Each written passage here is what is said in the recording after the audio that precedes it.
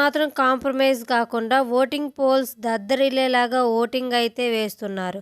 దీంతో అందరికంటే టాప్ ప్లేస్లో అయితే ప్రశాంత్ ఉన్నాడు. ఇక సెకండ్ ప్లేస్లో శివాజీ ఉన్నారు 22% ఓటింగ్తో. ఇక్కడ షాకింగ్ ఏంటంటే శివాజీ కంటే కూడా ప్రశాంత్ ఓటింగ్ ఎక్కువగా ఉంటుంది. ఇక థర్డ్ ప్లేస్లో అమర్దీప్ ఉన్నారు 19% ఓటింగ్తో. ఫోర్త్ ప్లేస్లో ప్రిన్స్ యావర్ ఉన్నారు 10% ఓటింగ్తో.